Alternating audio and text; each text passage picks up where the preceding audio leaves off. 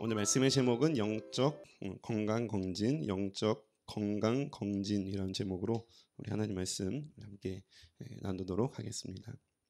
오늘 말씀 우리 지난주 말씀 이어서 이 언약궤가 이 다윗성으로 이제 다시 이동하는 그 내용을 말씀하고 있습니다.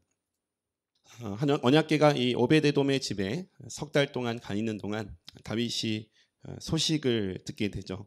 하나님께서 그 집안에 복을 내리셨다. 이 소식을 듣고서 다윗은 자신이 잘못했다라는 사실을 깨닫게 됩니다. 이 상황이 문제가 아니고 하나님이 문제가 있는 것도 아니고 자기 자신에게 문제가 있다. 그리고 자기 자신을 수정하고 그 하나님께 말씀대로 언약을 대하는 것. 이게 이제 우리 지난주 본 대로 다윗의 위대함이었다고 살펴보았습니다.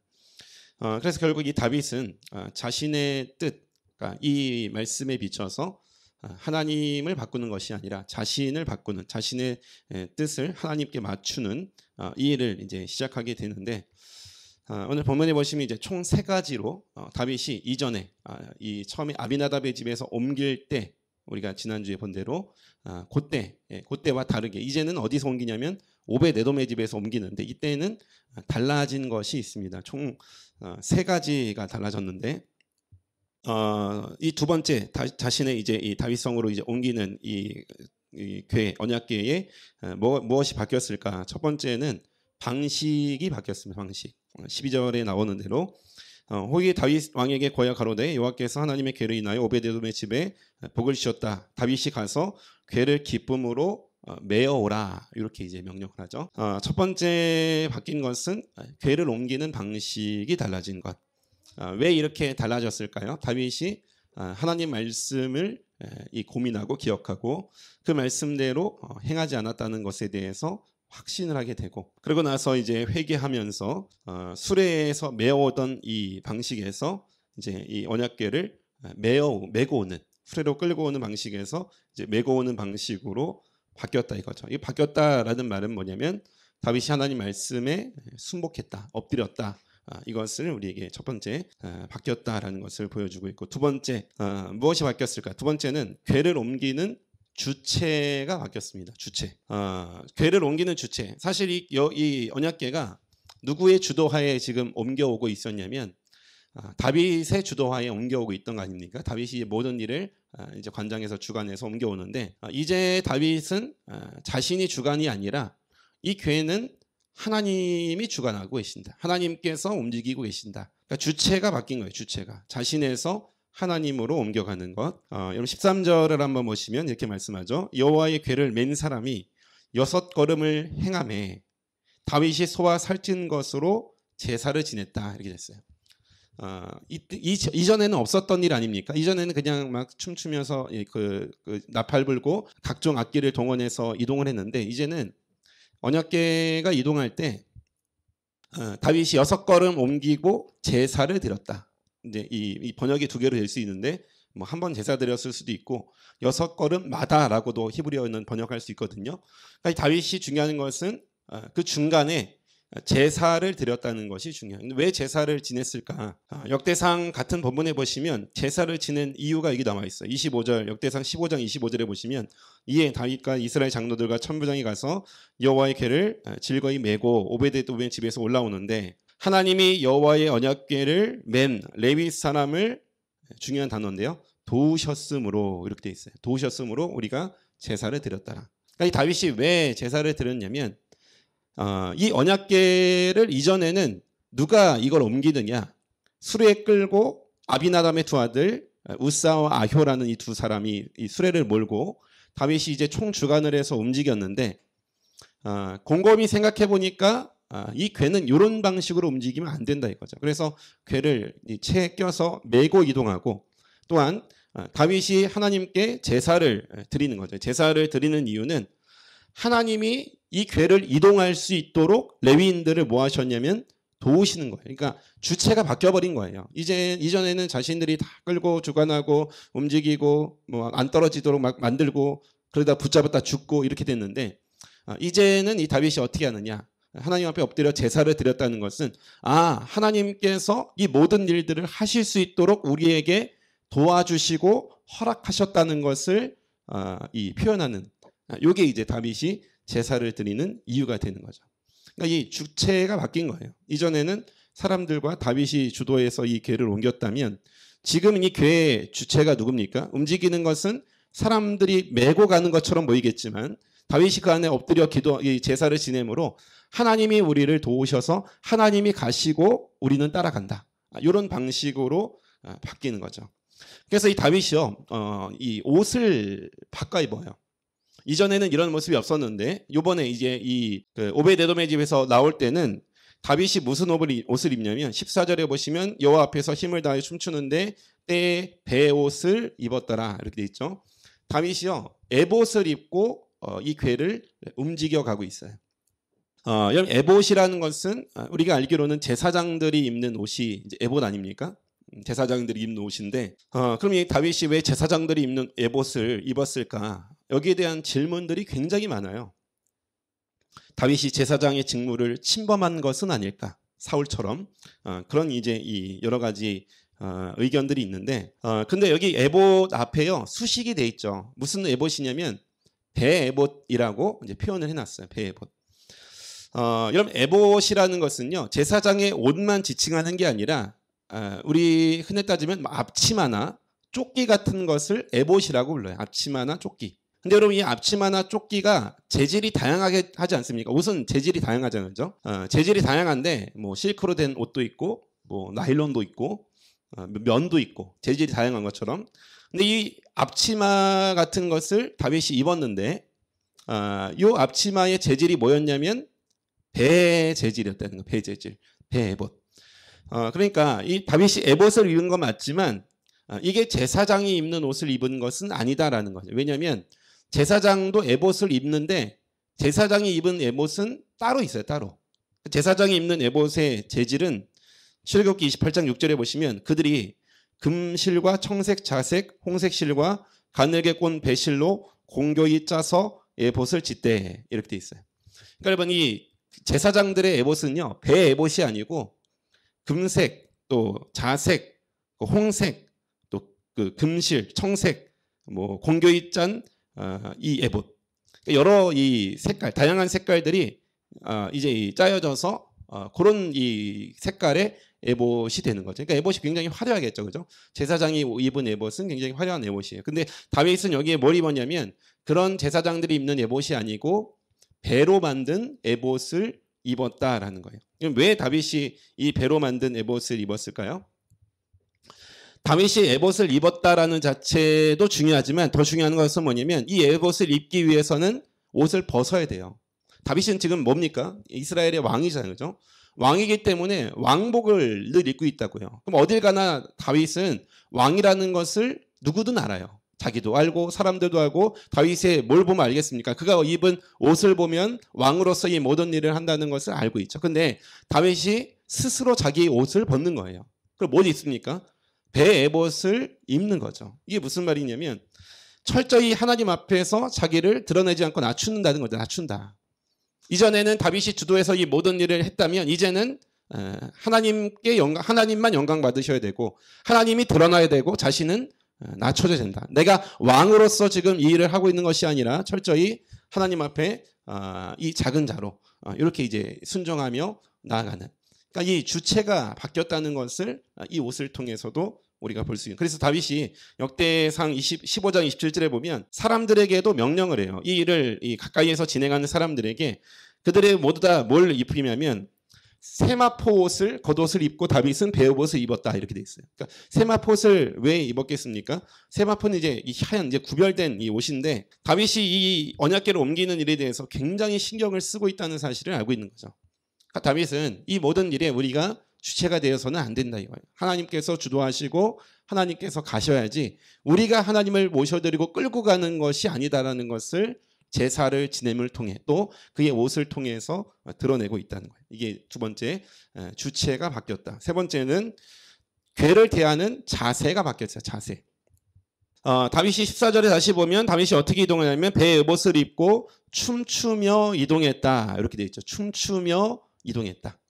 여러분 이전에도 막 악기를 동원해서 노래하며 찬양하며 이동을 했는데요. 근데 이번에는 그 정도가 아니라 춤을 추며 이동했다라고 되어 있어요. 근데 그냥 춤춘 게 아니라 14절을 다시 보시면 여호와 앞에 어떻게 했다고요? 힘을 다해. 이게 중요해요. 힘을 다해. 그러니까 다윗이 춤을 추는데 여러분 그냥 춤을 추는 게 아니고 힘을 다해서 춤을 추는 거예요. 힘을 다해. 여러분 이게 우리가 뭘 하든 그죠? 뭐 노래를 하든 뭐 춤을 추든 무슨 일을 하든 우리가 그 사람이 할 때 온 힘을 다해서 하는지 안 하는지 우리가 알 수 있죠. 그죠? 보면. 그죠? 내가 노래 한 곡을 부르기 위해서 내 모든 것을 다 걸고 쥐어 짜내 가지고 부르는 사람이 있는 반면에 그냥 설렁설렁 대충 부르는 사람이 있는 거예요. 그죠? 춤도 마찬가지로 모든 것을 다 쏟아붓는 사람이 있는 반면 그냥 뭐 슬렁슬렁 구색 맞추기 위해서 하는 것도 있고 다윗이 춤춘 것은요. 그냥 추는 게 아니라 온 힘을 다해 춘 거예요. 그게 뭐냐면 하나님을 향해서 자세가 바뀐 거예요. 온 열정을 하나님께 모든 걸 다 쏟아붓는 거예요. 내가 가진 것, 내가 할 수 있는 것, 내 모든 것을 하나님 앞에 다 쏟아붓겠다. 열정이 열정. 열정을 가지고 이 언약궤를 움직이고 있다라는 거예요. 다윗이 이전에도 이 노래하고 이렇게 이제 옮겼는데 모든 악기를 동원해서 옮겼는데 이제는 두 번째 옮길 때에는 노래하는 정도가 아니라 사람들에게 찬양대를 아예 구성을 해요. 역대상 15장 16절에 보면 다윗이 레위 사람을 어른들에게 명했다 이렇게 했어요. 레위 사람의 어른들, 레위 사람들 중에서도 가장 연로한 이 연륜이 있는 그런 사람들에게 노래하는 자들을 세워라. 구성을 하는 거예요. 조직을 세우는 거죠. 쉽게 말하면 오늘날로 따지면 따로 구별된 찬양대를 세우는 거예요. 성가대를 세우는 거예요. 세워가지고 이 사람들로 하여금 명단을 쫙 뒤에 보면 넣진 않으시면 명단을 쫙 뽑아놓고 그 사람들이 뭐 하게끔 하냐면 찬양을 하나님을 향해 찬양하게끔 하고 그 찬양에 맞추어서 자기는 뭐 하냐면 온 힘을 다해서 하나님께 몸으로 춤으로 올려드리는 이런 이제 이 다윗의 모습이 드러났다 이거죠. 그러니까 여러분 이 다윗이 이전에 아비나답의 집에서 나올 때와 오벳 에돔의 집에서 옮길 때 이 두 그 모습을 보면 똑같이 이동하는 것처럼 보이지만 너무 다른 모습이 완전히 달라붙은 모습이죠.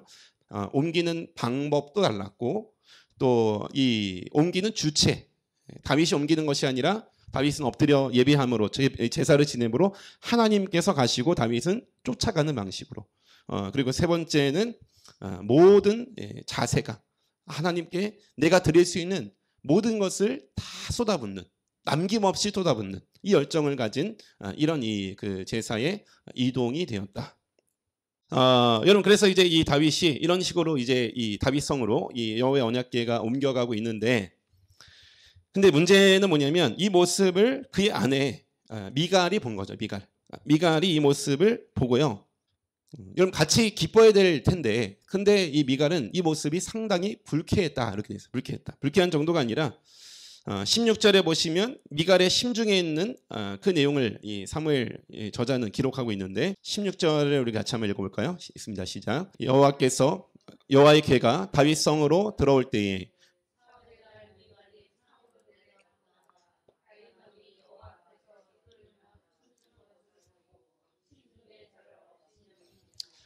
미갈이 창밖으로 내다보았어요. 그러다가 다윗이 옆에서 춤추고 뛰노는 것을 보고 심중에 마음속에 저를 업신여긴지라. 이 마음에 있는 것을 사무엘 저자가 기록을 한 거죠. 하나님께서 이제 다 보시고 있는 거 아닙니까? 마음속에 생각한 것을. 여러분 이 미갈은 다른 시각으로 똑같은 장면을 보고 있었어요. 그리고 이제 다윗이 많은 사람들과 이렇게 함께 모여서 이제 여호와 언약궤가 이제 이 다윗성에 들어가게 되고 축제를 마치고 사람들에게 뭐 떡과 이제 포도주를 막 주면서 같이 이제 이걸 축제로 행사로 이제 마무리 짓고 다윗이 기쁜 마음으로 집에 돌아왔어요. 기쁜 마음으로 이 모든 이 하나님 받은 이 은혜를 나누고자 했던 거죠. 축복을 온 가족과 함께 누리고 나누고자 위해서 이 자기 아내가 있는 미갈이 있는 그 집으로 찾아온 거예요. 그럼 다윗이 얼마나 벅찬 마음으로 집에 돌아왔을까요? 그죠? 우리 쉽게 말하면 교회 가서 은혜를 충만히 받은 거예요. 예배 드리면서 말씀 속에, 찬양 속에 하나님 우리와 함께 계시고 임재하시고 우리의 길을 인도하시고, 그러니까 가슴이 막 벅차가지고 두근두근 되면서 나는 이제 하나님을 위해서 살아야겠다, 하나님의 영광 위해서 내 모든 것을 드려야겠다, 이런 결단을 가지고 집에 돌아와서 예배에 못 간 식구들과 함께 이 하나님의 받은 은혜를 나누려고 쓱 들어왔는데 미갈의 눈빛이 이상한 거예요. 미갈이 오자마자 다윗에게 하는 말이 있죠. 20절, 다윗이 자기의 가족에게 뭐하러 왔냐면 축복하러 돌아왔다, 이렇게 했어요. 너무 벅찬 가슴에 하나님 주시는 그 은혜에 감격해서 축복하러 미갈에 있는 집으로 돌아왔는데, 근데 미갈이 뭐라고 합니까? 나와서 다윗을 맞으며 가로되 이스라엘 왕 오늘날 어떻게 영화로우신지, 비꼬는 말이에요. 당신이 얼마나 영화로운지, 반어법 아닙니까? 반어법? 얼마나 꼴보기 싫은지, 이거를 왕이니까 이런 식으로 표현해 놓은 거예요. 방탕한 자가 염치 없이 자기 몸을 드러내는 것처럼, 쉽게 표현하면 당신의 모습이 꼭 술 취한 사람 같았다, 이렇게 되는 거예요. 방탕한 자가 염치 없이, 이거는 술 취한 사람을 빗대서 하는 표현이거든요. 또 그런 당신이, 내 남편이 그런 모습인 것 같았다. 이스라엘의 왕이라는 사람이, 온 나라를 주관하는 사람이, 내가 보기에는 당신이 보니까 참 술 취해서 비틀비틀거리는 그런 종류의 사람처럼 보였다는 거죠. 오늘날 그 신복의 계집종의 눈앞에서 몸을 드러내셨다. 이 다윗이 막 춤추는데 주변에 많은 사람들이 있고, 그 다윗을 또 기뻐하며 함께했던 그 사람들 주변에는 많은 이제 이 여성 이 도우미들이 있는데, 여러분 레위인들 옆에는 많은 이제 이 사람들이 이제 도와주거든요. 같이 함께 제사할 수 있도록. 계집종으로 표현한 거예요. 그 사람들 눈에 당신의 하체가 드러나게 되었다는 거죠. 여기서 말하는 하체는 속옷 보인 게 아니라 알몸이 보였다, 이 말이에요. 알몸이. 여러분이 미갈이 이걸 다 봤어요. 다 보고 나서 아주 이 참 그 퉁명스러운 말로 이런 대답을 한 거죠. 요때 이 다윗이 미갈에게 뭘 말하느냐? 다음 구절에 21절에 보시면 다윗이 미갈에게 이르되 나는 당신 보이려고 이렇게 한 것이 아니다, 이 말이에요. 나는 누구에게 했다고 합니까? 나는 여호와 앞에서 하는 것이다. 여호와 앞에서라는 말이 2번 나와요. 나는 여호와 앞에서 하는 것이라. 저가 내 아비와 그 온 집을 버리고 택하사 나로 여호와의 백성의 이스라엘의 주권자를 삼으셨으니 그 나를 왕되게 하신 하나님 앞에서 하는 것이다. 내가 여호와 앞에서 뛰놀리라. 여러분 다윗은 그러다는 말도 뭔 상관이에요, 이거예요. 다윗의 말은 단호해요. 지금 이 미갈은 참소하고 있는데 당신 왕으로서 그렇게 해서는 되겠습니까? 그런데 다윗은요 거기에 전혀 신경 안 써요. 내가 누구 뭐 사람 잘 보이려고 그런 것도 아니고, 사람들에게 뭐 어떻게 나를 인정받기 위해서 그런 것도 아니고, 내가 얼마나 하나님을 사랑하는지 외식적으로 보여주려고 그런 것도 아니고, 나는 내 마음에 전심으로 나와서 그 안에 하나님이 계시는 것은 나는 확실히 믿고 보고, 그 영광이 하나님의 언약궤가 영광을 임재해서 그 임재가 움직이는 이것을 내가 영적으로 보니까 나는 감히 그 앞에서 가만히 있을 수가 없다. 하나님 앞에서 나는 이 일을 했기 때문에 아무 문제가 없다는 겁니다. 여러분 다윗은 하나님 앞에서 이런 모습이었어요. 어린아이와 같이 하나님 앞에서 여호와를 인정하고 그 앞에서 기뻐하고 그 앞에서 뛰놀고 어린아이 같이 이런 모습이 당연한 것이 아니냐라고 말을 하고 있는 거죠.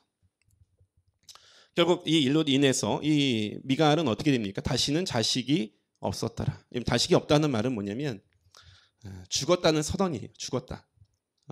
자식이 없는 것은 이 당시에는 하나님의 심판과 저주인데, 지금 그런 건 아니에요. 이 당시에는 그래요. 이 당시에는 이 말 이후에 바로 이 미갈은 자식이 없다는 말은 뭐냐면 살아있고 숨은 쉬지만 산 게 아니다라는 것을 보여주고 있는 거예요. 산 게 아니다. 죽었다면 죽었다. 여러분 이 미갈과 다윗이 좀 달라요. 그죠? 똑같은 상황을 겪고 또 봤는데 다윗이 하는 말과 미갈이 하는 말이 다르고요. 그들의 마음도 다르고 하나님 앞에서 이게 달라요. 달라. 여러분 이게 오늘 우리에게 뭘 말씀하고 있을까? 아주 간단한 거예요. 뭐냐면 사울과 다윗 요 둘을 지금 놓고 비교하고 있는 거예요. 비교. 사울과 다윗. 미갈이 아니고 사울과 다윗을 비교하고 있다 이거죠. 비교하고 있다. 그러니까 왜 사울과 다윗이냐? 이 미갈을 오늘 본문이 소개할 때는 미갈이라고 쓰지 않고요. 수식을 늘 붙여요. 16절, 20절, 23절에 보시면 여호와의 괴가 다윗 서롱으로 들어올 때 미갈이 창으로 내다보다가 이렇게 안 하고요. 사울의 딸 미갈이 창으로 내다봤다 이렇게 돼 있고 20절에도 다윗이 자기 가족에게 축복하러 돌아오매 미갈이 다윗을 맞았다. 이게 아니고 사울의 딸 미갈이 다윗을 맞았다. 23절에도 그러므로 미갈이 자식이 없는 게 아니라 사울의 딸 미갈이 죽는 날까지 자식이 없었더라. 이렇게 돼 있어요. 여러분 미갈은 이미 사울에서부터 출가한 여인이잖아요. 그죠?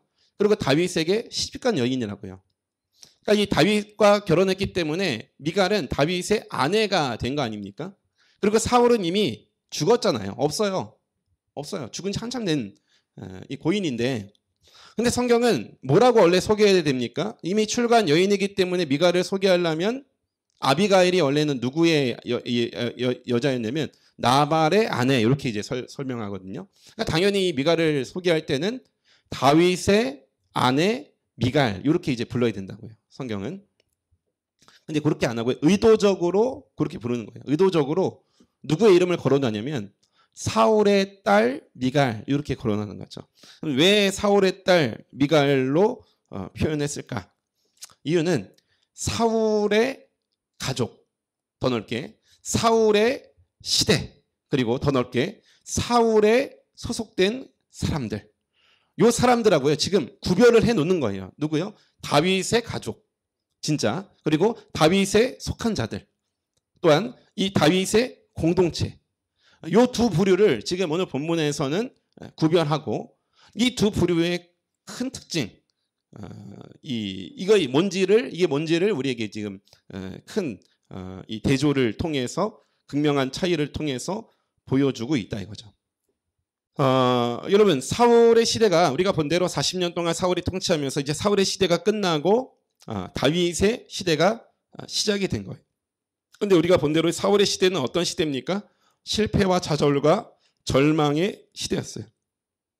사울의 통치는 완전히 이제 그 실패한 통치가 되었고 반대로 다윗의 통치는 어떤 시대입니까? 역사상 유례가 없는 시대가 되는 거예요. 가장 강성했던 나라, 가장 막강했던 나라. 오늘날도 그 유대인들은 이 다윗의 나라를 꿈꾸고 있죠. 역사상. 근데 여러분 이 사울의 시대와 다윗의 시대 그리고 사울의 공동체와 다윗의 공동체 여러분 이 차이, 이 기준을 나누는 기준 이 차이가 어디서 나타나게 되느냐 어디서 나타나게 되느냐 그것은 다른 게 아니라 하나님을 대하는 요 자세 여기에 이 모든 것을 가르는 기준이 된다 이거죠. 여러분 사울과 다윗의 시대의 차이는 바로 요 차이를 우리에게 말씀하고 있는 거예요. 다윗과 사울의 차이는요 하나님을 어떻게 대하고 있느냐 요 차이였어요. 요 차이 아주 이게 간단한 차이인데 여러분 이 시대를 가르는 차이예요. 사울의 40년과 다윗의 40년을 갈라봐라. 뭘로 가르겠습니까? 뭐 그의 이 나라의 부강함 뭐 이런 여러 가지 뭐 정치적인 뭐 외교적인 뭐 군사적인 이런 것들로도 보이는 것들로 나눌 수 있겠지만 하나님께서 나누는 기준은 요거다 이거죠. 사울과 다윗을 시대를 극명하게 나누는 기준, 그 갈림길, 그 분기점이 뭐냐 물어보신다면 하나님께서는 뭐에 말씀하냐면 하나님을 어떻게 대하고 있느냐 요걸로 갈린다 이거죠. 여러분 이걸 이 쉬운 편으로 우리가 이 오늘날 현실로 이 말씀을 이제 적용해 보면 하나님께서는 이 시대를 어떻게 나누고 있느냐죠. 또한 한 개개인을 어떻게 갈라 놓고 있느냐. 그건 뭘까요? 예배를 드리느냐 안 드리느냐가 아니었어요. 사울도 다 제사 지내고 다 하는 사람이거든요. 미갈도 다 제사 지내고 하는 사람인데 여러분 예배를 드리느냐 안 드리느냐로 가르는 게 아니라 예배를 무슨 마음으로 자세로 드리고 있느냐. 요게 이제 가르는 거죠. 가르는 것. 여러분 예배가 다른 거예요. 한 부류의 예배는요. 다윗과 같이 뭐가 있냐면 감격이 있고요. 감독이 있고 막 속에서 솟아오르는 기쁨이 있고 그 기쁨이 말로 다 표현이 안 되니까 자기도 모르게 몸이 움직이는 거예요. 자기도 모르게 찬양하면서 손이 올라가고요. 자기도 모르게 기도하면서 하나님을 향해서 표현해내고. 여러분 이게 이 다윗에 소속되어 있는 하나님 백성들. 그러니까 이 하나님을 향한 뜨거운 열정들이 담겨 있고 예배 가운데 그 열정들이 폭발하고 표현이 되는 이게 이제 다윗의 시대에 소속된 사람들이다. 근데 여러분 사울의 세대, 사울의 시대, 또 사울의 공동체는 어떤 것이냐? 미적지근한 거예요. 예배 없는 게 아니라 들어오러 왔는데 와 있는데 아무것도 감격이 없어요. 어떤 것도 뭐 이 감동도 없고 감탄도 없고 그냥 와서 그냥 가는 거예요. 그럼 뭐만 보느냐? 뭐 예배 어떻게 하는지 요거만 보는 거예요. 예배 어떻게 하는지. 예배 가운데 임재하신 하나님이 보이는 게 아니라 예배 어떻게 하는지가 보이는 거예요. 여러분 이러면 어떻게 되냐면 사울 안에 들어가 있는 거다. 여러분 별로 이 차이가 없는 것처럼 보이겠지만 다 이 겉으로 보면 비슷해 보여요. 똑같이 보여요. 다 예배드리고 이렇게 하는 것처럼 보이겠지만 여러분 하나님께서는 이걸 갈라버렸어요. 말라기 시대에도 왜 말라기 백성들이 멸망할까? 가르는 거예요. 뭘로 가르냐면 제사, 예배로 갈라버린 거예요. 예배로. 우리가 예배라는 것을 다시 한번 고민을 해야 돼요. 이 말씀을 통해서. 여러분 이 예배가 어떤 예배가 최고의 예배가 될까요? 어떻게 드리는 예배가 최고의 예배가 될까? 모든 장비들이 갖춰지고 모든 악기들이 동원이 되고 또 모든 것들이 다 세팅이 되면 그러면 최고의 예배가 될까? 아니다 이거죠. 모든 도구를 다 동원해도요. 같은 장소에 있지만 어떤 부류는 그 예배 가운데 사울과 같은 부류가 얼마든지 있을 수 있다 이거죠. 또한 아무것도 갖춰지지 않고요. 아무것도 뭐 변변치 않은 그런 이 장소와 그런 이 예배의 도구들 그러나 그 안에 뜨겁게 감격이 있고 찬양이 있고 눈물도 있고 또 하나님 앞에 애통하는 또 기도도 있고 이런 몸을 표현하는 여러 가지 감사들이 있고 이렇다면 하나님께서는 그 예배를 가르신다. 여러분 그래서 예배를 우리가 어떻게 표현해야 되냐면 예배를 드린다라고 표현해야 돼요. 드린다. 이걸 우리가 꼭 기억을 하셔요. 예배는 드리는 거예요. 예배는 본다라고 표현하면 안 되는 거예요. 본다. 어른들이 많이 이런 표현을 써요. 그리고 예수님 믿지 않는 사람들은 다 이런 표현을 써요. 예배 본다. 예배 보는 것. 예배 보다가 망한 거예요. 미갈이. 오늘 본문의 16절에 보면 미갈이 창으로 이 모든 것을 어떻게 했다고요? 내다 보다가. 여러분 예배를 밖으로 보다가 밖에서 창으로 보다가 다윗이 하는 이 모든 일들을 보다가 미갈은 결국 죽는 거예요. 멸망하는 거예요.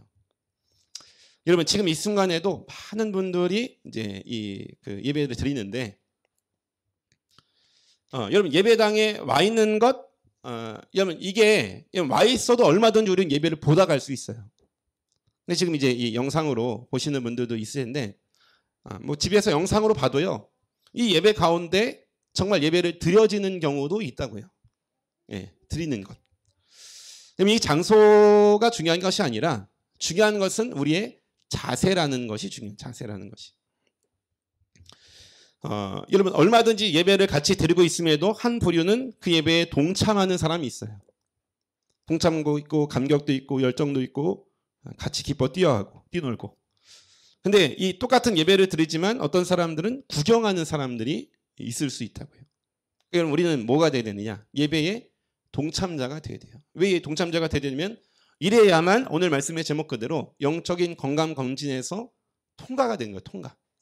지금 요새 검진 많이 하고 있잖아요. 그렇죠? 코로나 바이러스가 걸렸느냐 안 걸렸느냐. 이걸 이제 시약을 가지고 이제 검사를 하는데 여러분 이 통과되느냐 안 되느냐 이거는 뭐냐면 여러분 이 예배 가운데 왔느냐 안 왔느냐 드리느냐 안 드리느냐 이걸 가지고 하는 게 아니라 예배 앞에서 하나님께서 예배에 동참자가 됐느냐 아니면 똑같이 예배는 드리고 있지만 미갈과 같이 쳐다보면서 구경꾼이 되었느냐 이걸로 가른다 이거예요.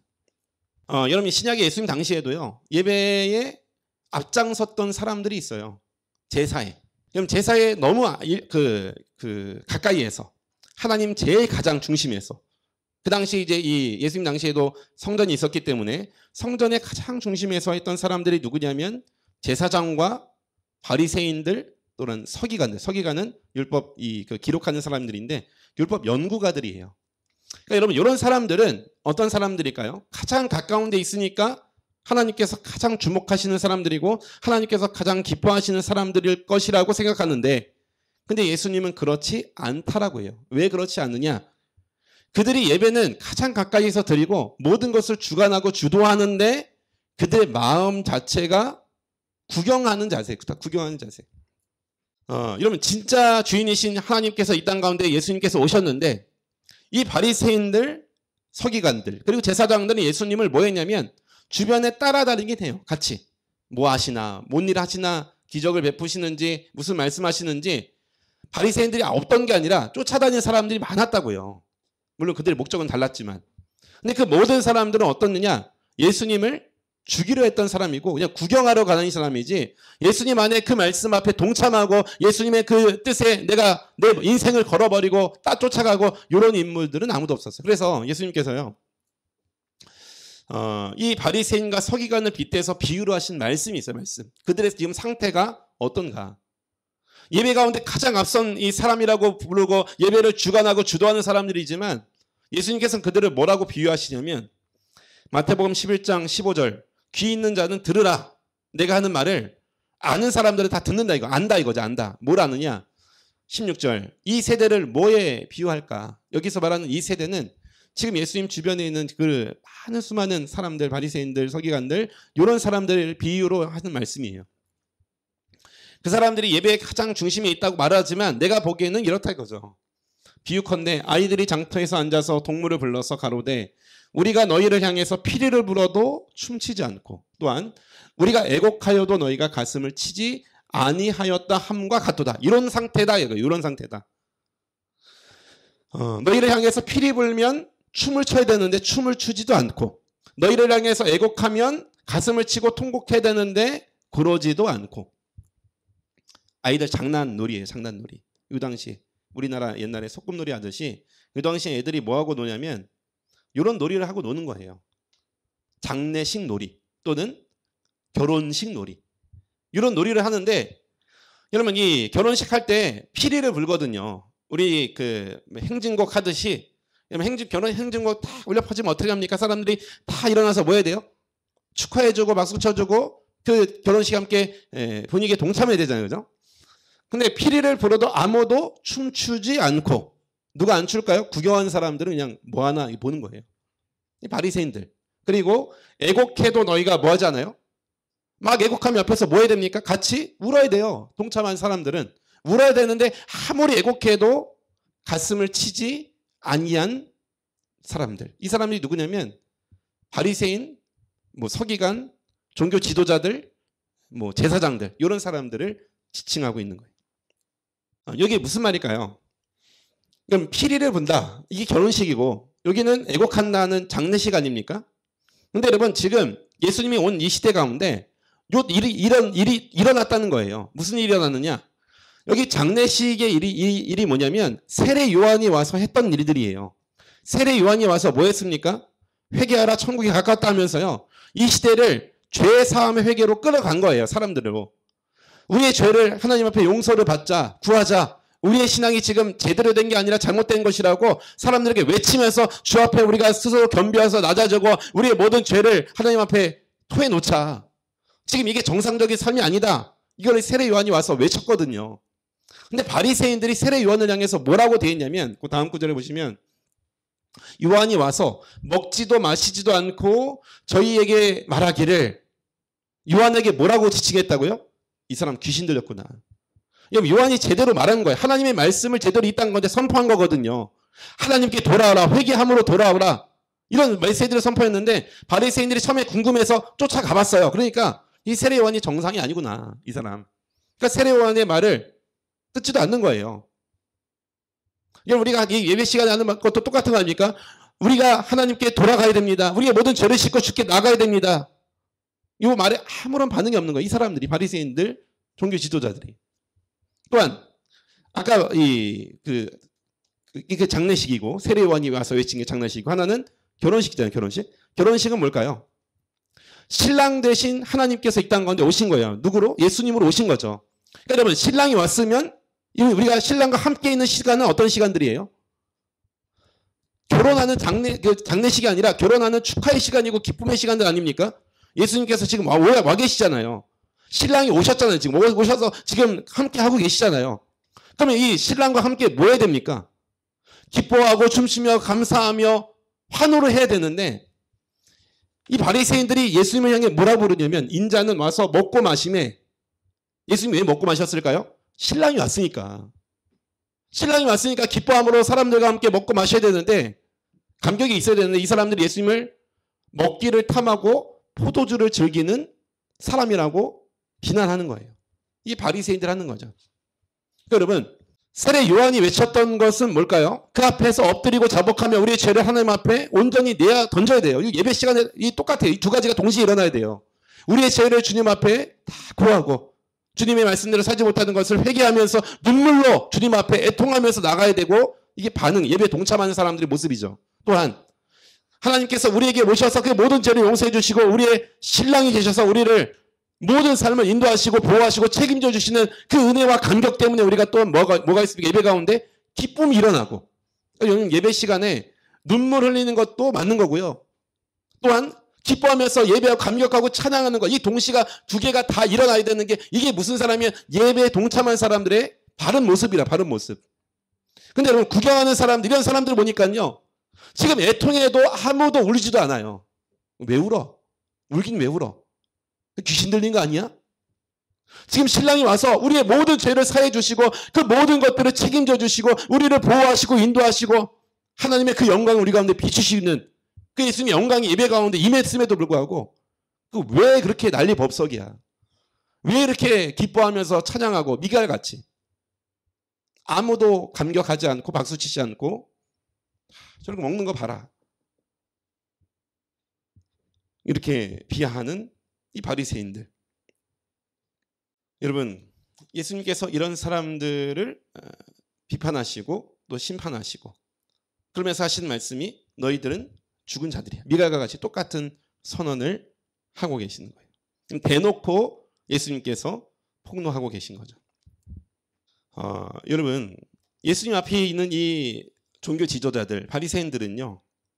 여러분 그냥 예수님 앞에 있었음에도 불구하고 그 위대한 신랑이 우리 가운데 오셨음에도 불구하고 그냥 구경하고 다닌 거예요. 뭐 하나 오늘은 무슨 일을 저지르나 구경하고 다니는 거죠. 여러분 지금 예배 시간이 여러분 그런 시간 아닙니까? 여호와의 언약궤가 지금 옮겨가서 이 다윗이 그렇게 기뻐하고 감사하고 찬양하고 자기의 모든 것을 더 쏟아놓고 싶어서 온 마음을 다해 춤추며 하나님 앞에 드리고 있는데 여러분 미갈은 이 모든 것을 이해를 못하는 거예요.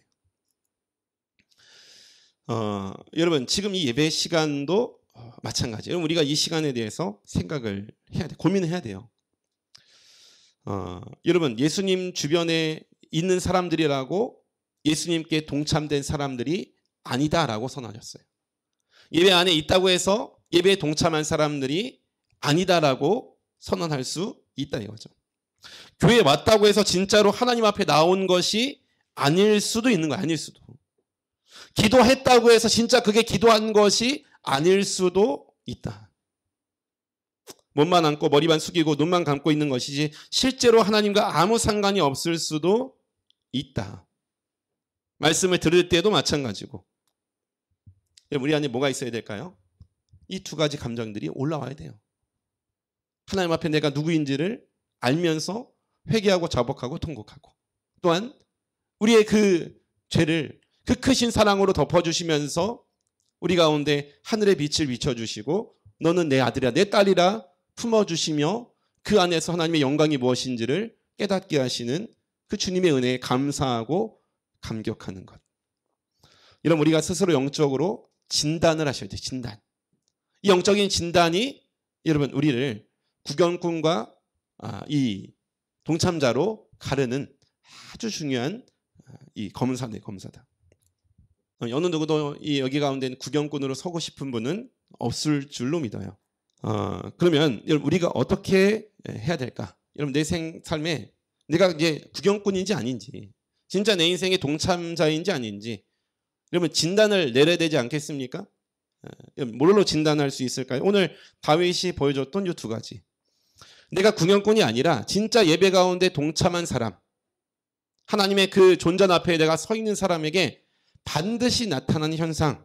이게 뭐냐면 첫 번째는 다윗이 보여줬던 열정이라는 거예요. 열정.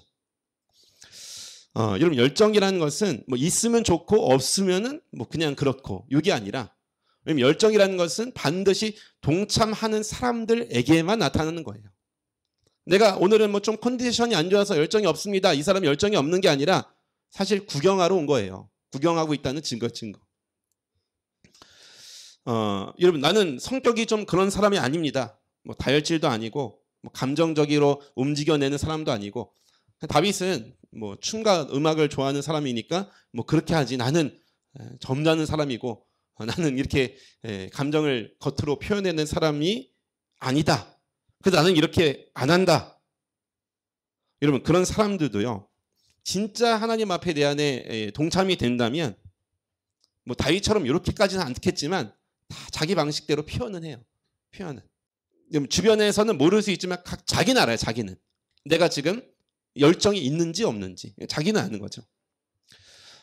여러분 우리 스스로를 한번 고민해 보세요. 나는 지금 하나님 안에서 예배 가운데 열정이 있는가? 하나님 안에서 그 온전한 마음을 쏟아놓고 싶은 불타는 그런 마음들이 있는가? 여러분 이게 다윗과 사울을 나누는 중요한 기준이었어요. 기준.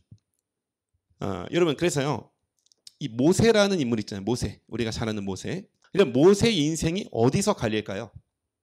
모세가 총 한 120살 정도 살지 않습니까? 근데 여러분 모세의 인생이 어디서 갈리느냐? 출애굽기 3장에서 갈려요. 3장. 모세가 태어났을 때 갈리는 게 아니라, 태어났을 때 아주 엄청난 사건이 일어나죠. 그죠? 바로가 모세를 죽이려고 어머니 요게벳이 갈대상자에 띄어서 보내잖아요. 그죠? 그때 모세의 인생이 갈라지는 게 아니라, 모세의 인생은요, 그의 인생의 최고의 전성기 언제냐면 그 바로의 딸이, 공주가 그를 끄집어내 가지고 물에서 끄집어내서 이집트의 왕자, 애굽의 왕자로 모세를 키우거든요. 요때 그의 인생이 달라진 것도 아니고요. 그리고 사람을 죽였다고 해서 도망가서 40년 살아요. 그때 갈라지는 게 아니라, 모세의 인생이 갈라지는 시기는 호렙산 떨기나무 앞에서 하나님을 만났을 때예요. 요때 모세의 인생이 이전의 인생, 이후의 인생으로 갈리는 거예요. 이전의 인생은 뭐였냐면 사울과 같은 인생이었어요. 이후의 인생은 뭐냐면 오늘 본문에 따지면 다윗과 같은 인생. 여러분 요거를 가르는데, 여러분 어떤 방식으로 가르냐면 이게 중요한 거예요. 하나님께서 이 모세를 부를 때 이 모세의 인생을 가르는 그 기준점에서 이 모세를 부르는 방식이 중요해요. 어떻게 가르냐면 신기한 방법으로 모세를 부르시죠. 우리가 잘 아는데 출애굽기 3장에 보시면 호렙산에 모세가 이제 있는데, 양치고 있는데 떨기나무에 불이 붙어요. 근데 여러분 불이 붙는데 불이 사라지지 않았다. 출애굽기 3장 2절 여기 앞에 보시면 떨기나무에 불이 붙었으나 사라지지 아니한지라. 이런 방식으로 모세를 부르는 거예요. 떨기나무는 금방 붙으면 사라지는 풀과 같은 나무거든요. 나무라고 부를 수 없어요. 그냥 풀이에요. 풀. 한 몇 초면 끝나는 그건데, 모세는 늘 산속에서 사니까 잘 알지 않습니까? 불 붙으면 자연적으로 불이 붙을 수 있으니까 불 붙으면 금방 없어져야 되는데 안 없어지니까 모세가 궁금해서 쳐다본 거예요.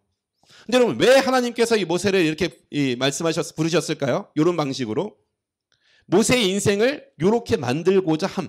이게 뭐예요? 불이 붙었으나 사라지지 않으면. 이게 뭐예요? 끝까지 하나님을 향한 불붙는 마음. 오늘 본문의 다윗 같은 하나님을 향한 끝까지 불붙는 마음, 그 불이 사라지지 않는 마음, 이 모습들로 이 모세를 초청하고 있는 거예요. 초청. 그럼 이전에 모세의 모습은 이 삶은 어땠다는 겁니까?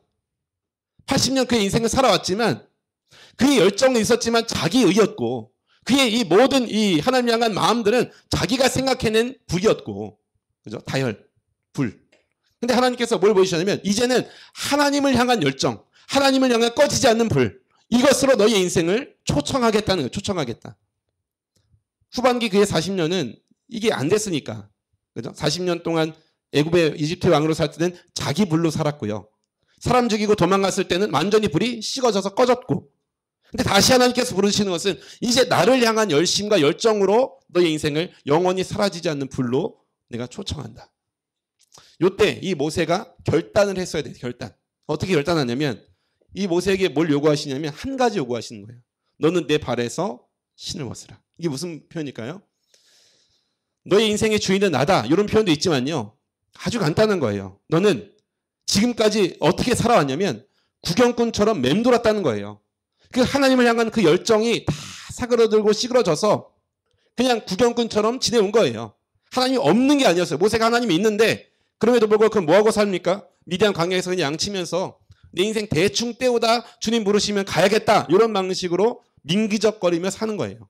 하나님께서 그 떨기나마의 그 사라지지 않는 불을 보여주시면서 너는 신발 벗고 내 안으로 들어와 요 말이에요. 그래서 방 밖에서 그냥 손님처럼 구경하다가 이렇게 가지 말고 신 벗고 들어간다는 소리 뭡니까? 그 안으로 동참한다는 소리예요. 너는 신을 벗고 내 안으로 들어와라. 이 하나님을 향한 이 열정에 이 떨기나 붙이 사그러지지 않는 이 모습을 이제 내가 너에게 쏟아볼 거니까 넌 이 안에 결단하고 주님의 그 열정을 쏟기 위해 신발 벗고 이리로 들어오라. 이런 모세의 인생은 여기서 갈라지는 거예요. 그의 결단, 신을 벗고 하나님 내가 주 안으로 들어갑니다. 하나님 내가 주를 향한 온 몸과 마음을 갖춰 주님께 내 열정을 쏟아부는 인생. 모세의 40년 이후의 40년 인생은 그런 인생을 살아간 거죠. 하나님 향해 자기의 모든 것을 다 쏟아부는 인생. 이게 이제 모세가 하나님께 나아갔던 모습. 그러니까 열정이 있는 거예요. 누가복음 19장에 보시면 우리가 잘 아는 삭개오라는 인물이 나와요. 삭개오. 삭개오가요. 예수님 온다는 소식이 집 앞으로 지나가는 소식이 들리니까 삭개오가 좀 봐야겠는데?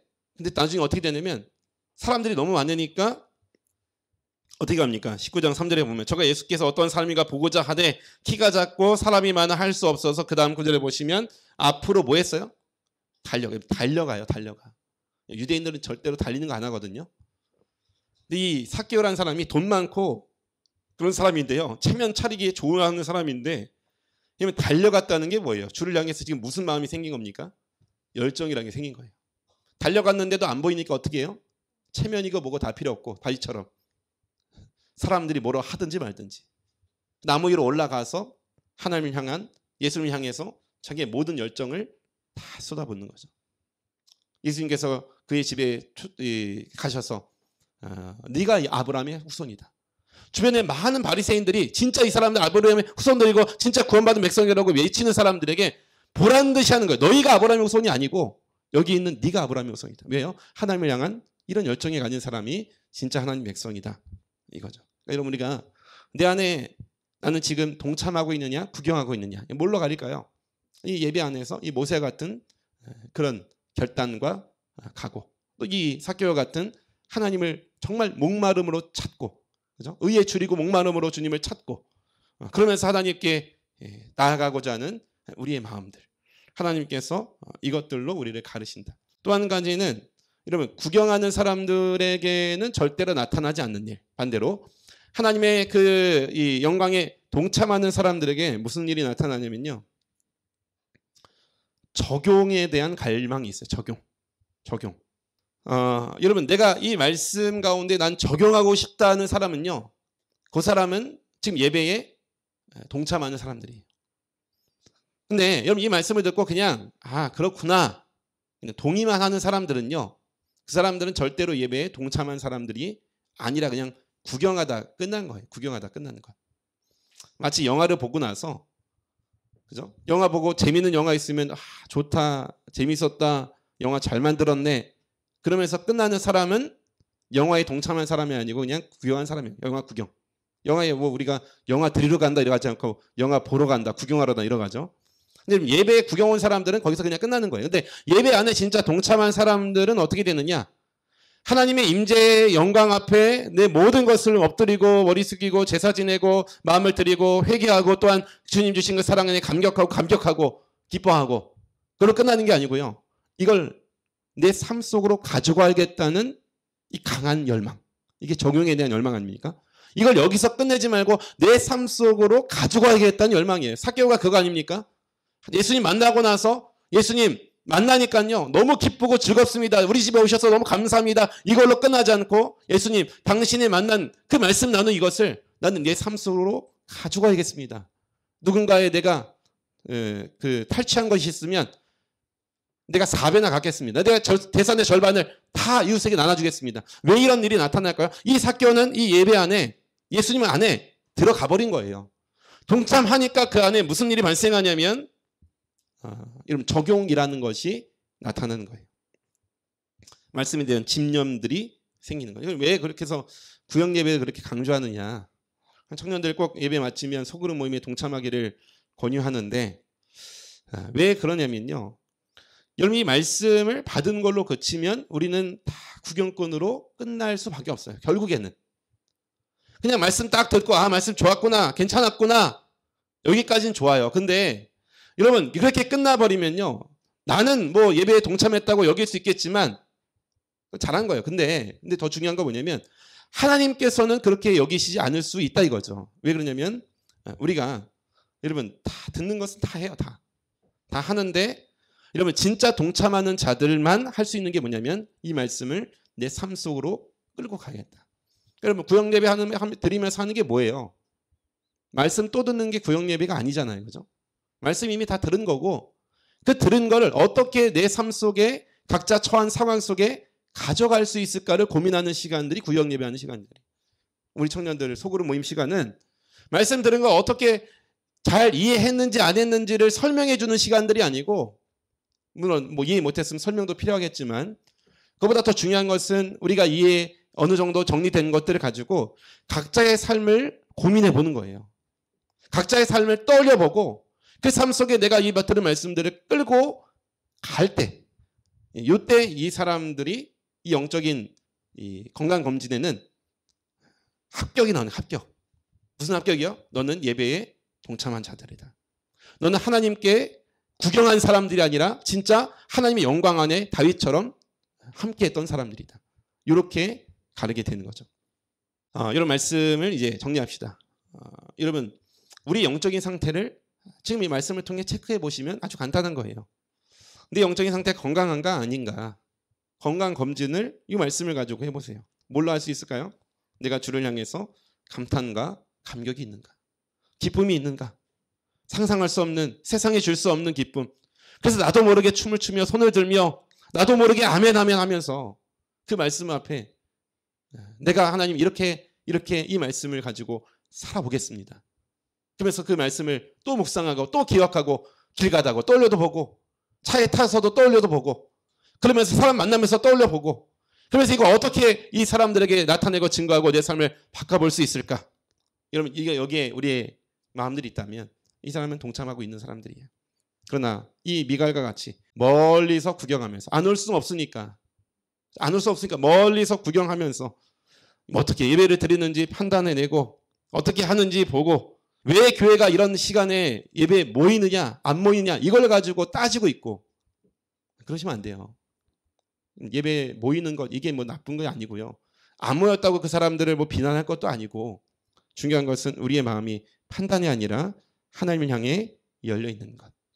판단하는 즉시 이 미갈은 살아있으나 죽은 그의 태가 다쳤더라. 하나님의 이 무서운 이 명령을 말씀을 우리 안에 잘 새겨놓고 오늘도 이 말씀을 통해 정말 살아있는 믿음 하나님께서 인정하시고 칭찬하시고 그 안에 주시는 것들이 나에게 가득 흘러넘치는 우리 모두 되시기를 예수님을 축복합니다.